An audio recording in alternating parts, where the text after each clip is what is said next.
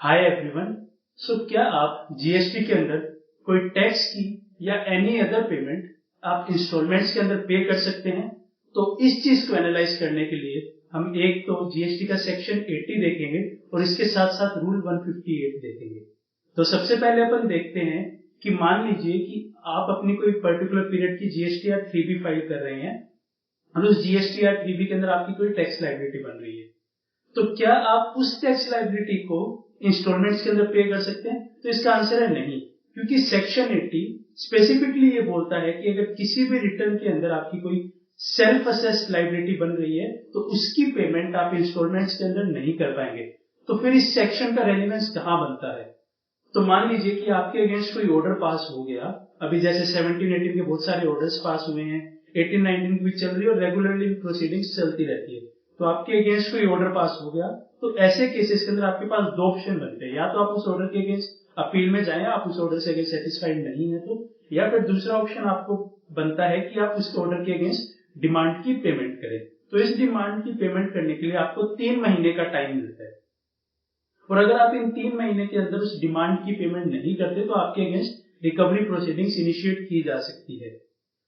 तो जब आपको ये डिमांड की पेमेंट करनी है, जेन्युइनली आपको ये डिमांड की पेमेंट करनी है और आपके पास आपकी फाइनेंशियल एबिलिटी नहीं है, उस वक्त आप वो चीज पे कर पाए, तो ऐसे केसेस के अंदर सेक्शन 80 हमें एक ऑप्शन देता है कि आप कमिश्नर के पास, ऑनरेबल कमिश्नर के पास एक एप्लीकेशन फाइल कर सकते हैं और उन्हें बोल सकते हैं कि या तो आप हमारा ये जो पीरियड है 3 महीने का, इसे थोड़ा सा एक्सटेंड किया जाए, या फिर जो आपकी ये लायबिलिटी है उसे इंस्टॉलमेंट्स में पेमेंट करना अलाउ किया जाए।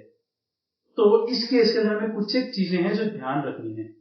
तो जो आपकी इंस्टॉलमेंट्स बनती है इसके अंदर वो मंथली इंस्टॉलमेंट्स बनती है और मैक्सिमम इंस्टॉलमेंट जो आपकी बन पाएगी वो 24 ही बन पाएगी, मतलब 24 से ज्यादा इंस्टॉलमेंट्स, मंथली इंस्टॉलमेंट्स इसके अंदर नहीं बन पाएगी।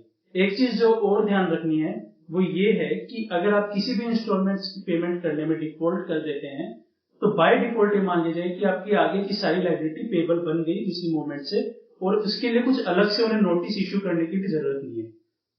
तो जब ये चीज क्लियर है कि अपन को ऑनरेबल कमिश्नर के पास एप्लीकेशन करनी है तो ये एप्लीकेशन की कैसे जाएगी? तो इसके लिए फॉर्म DRC 20 फाइल होता है कॉमन पोर्टल पे, जो आप यूजर सर्विसेज में जाके फाइल कर सकते हैं और उसके अंदर आप एप्लीकेशन कर सकते हैं ऑनरेबल कमिश्नर से। जब आप ये एप्लीकेशन करेंगे तो कमिश्नर आपके जुरिस्डिक्शनल ऑफिसर से, मतलब जो आपके जिस ऑफिसर के अंडर आप आते हैं, उनसे एक फाइनेंशियल एबिलिटी की रिपोर्ट मंगाएंगे आपकी, ये चीज चेक करने के लिए कि क्या जेन्युइनली आपकी फाइनेंशियल एबिलिटी नहीं है इस वक्त लायबिलिटी पे करने की।